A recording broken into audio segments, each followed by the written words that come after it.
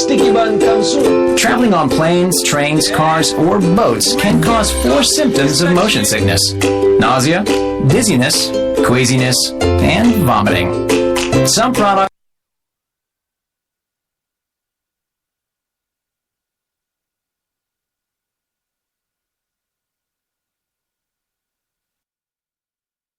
Yeah, they're the worst. No worries, man.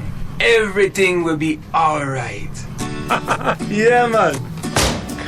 Don't fret me, brother. Sticky bun comes soon. Yeah! Wicked coffee, Mr. Jim. Julia, turn the frown the other way around.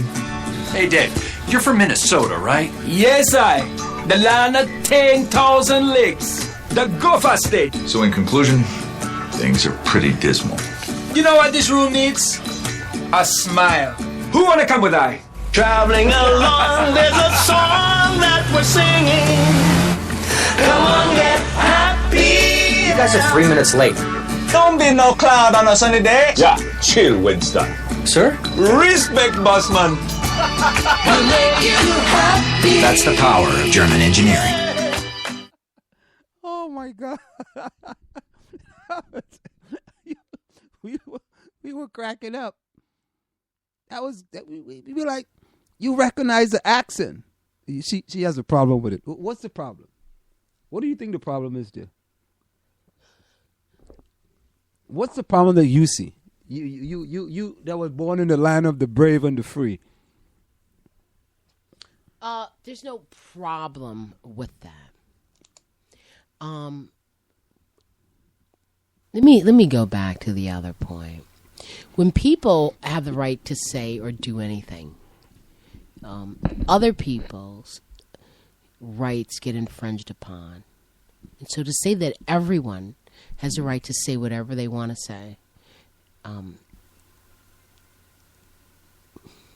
your rights stop when they infringe and impose and hurt mine. So, it's just the same thing with, the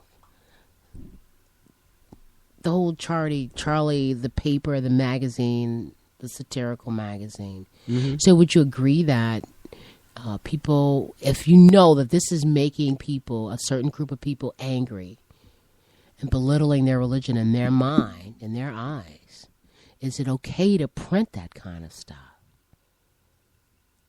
So I think that people, there's an oversensitivity and there's a overreaching of political correctness in some ways.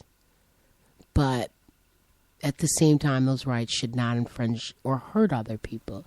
So no Muslim would ever there is no depiction of Muhammad. That's totally taboo. It's not the thing to do. So when some other group does that, and then those people get hurt for doing that over and over again, in addition to other rights that, these people have had, don't wear your chador or a hijab. I mean, not hijab, but yeah, but hijab on your head. We've come in and taken over your countries in North Africa, but we don't really want you in our country. And now you're making fun of something that's very important to them. Why would you be alarmed when someone came in and shot you up? You see, so all of this, again, it's got to do with the freedom of speech.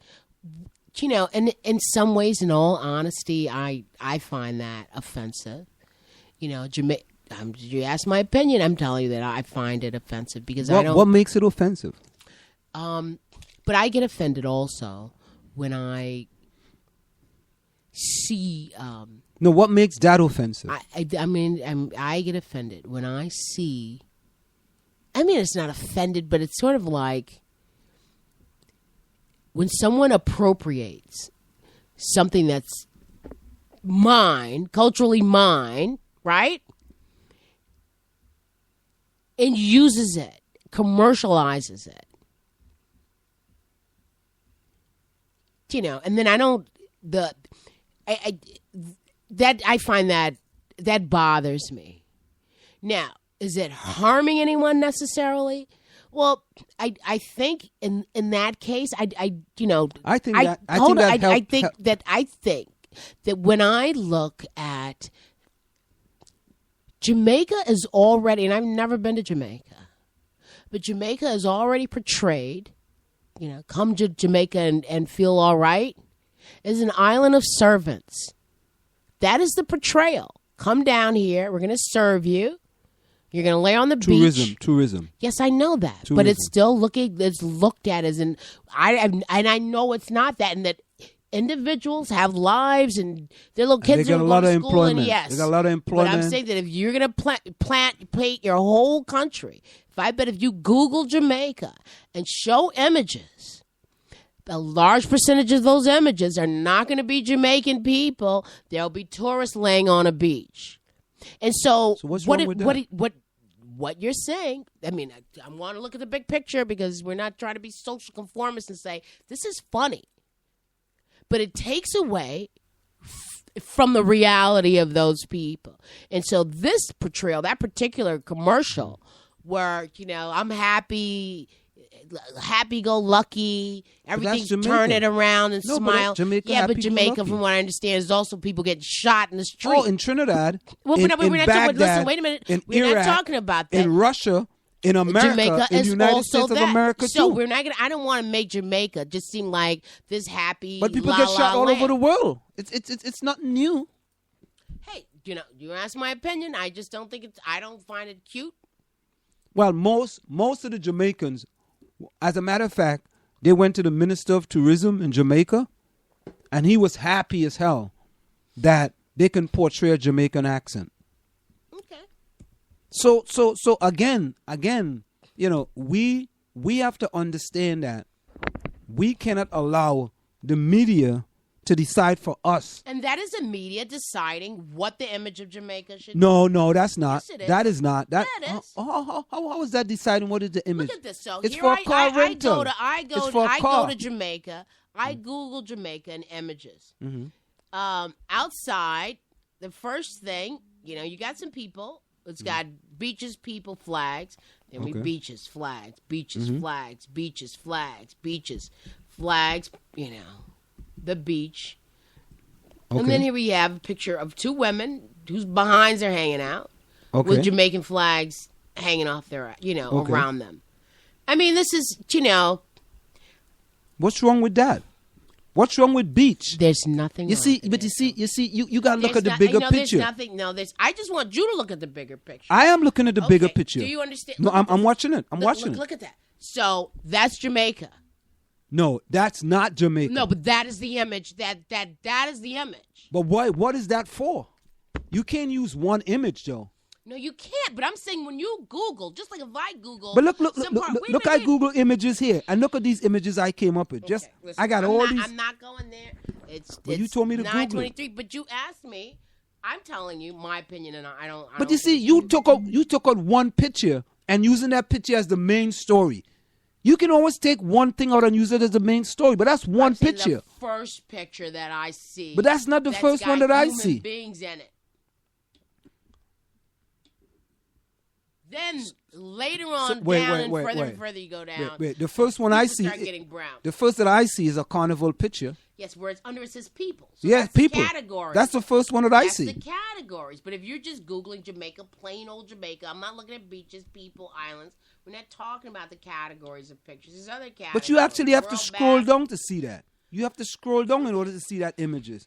Look, you have images. You know what? These images come in order of what is looked at the most. And that is the image that people have. Do you understand? And I think that's a misrepresentation of those people. But Margie, and their realities. Margie, to me, it's not a misrepresentation because I'll be honest with you.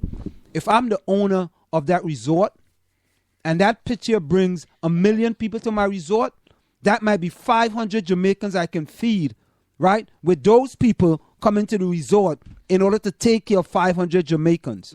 And you know what? Slavery fed a lot of people too. So what are you saying? This is slavery? I'm just saying to you that it.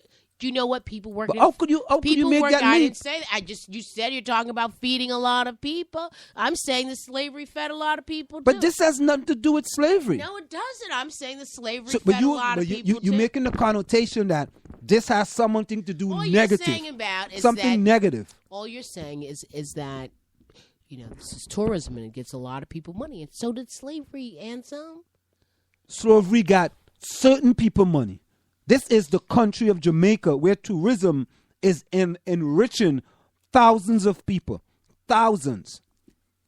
That's how thousands of people. In a resort, you need thousands of workers.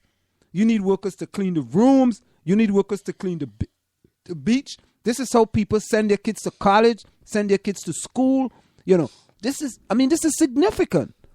So what we are saying is that, you know what? We should get rid of that. We should not have that.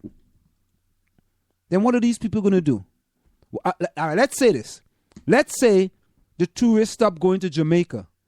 How are those Jamaicans then going to feed their families?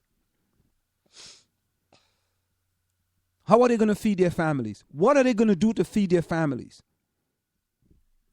All these tourist resorts closed down. These two women with their naked butts outside, hanging out, right? They decide, you know what? We're going to have, as a matter of fact, let's have, if you have something kind of breakout in Jamaica, you heard of chikungunya? Well, it's this thing that's caused by the mosquitoes, and you get very weak. And there was a breakout in Trinidad and Tobago. And Trinidad and Tobago was worried about the Ebola, and they were going to cancel Carnival.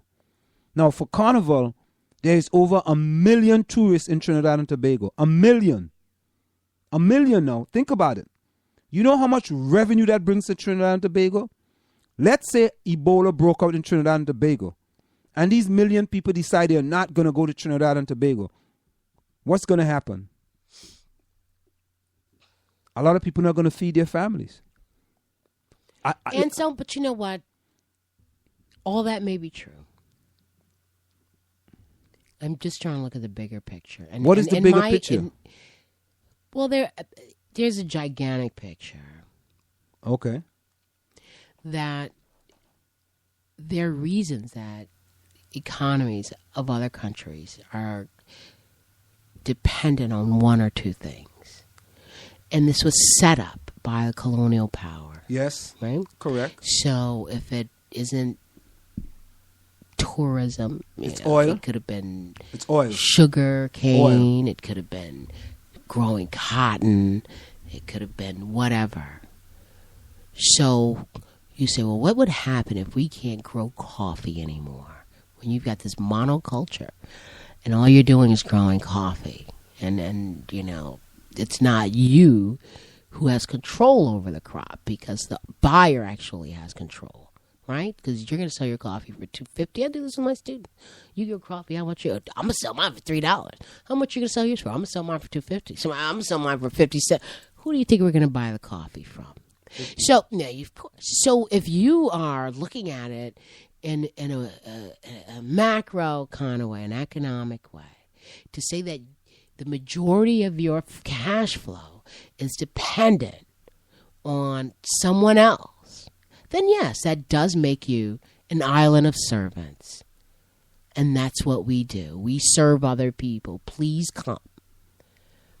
And I just believe that there's got to be more to. So there's a lot of countries that are islands of servants as well. I just believe if you depend on oil, I believe there's got to be more to it.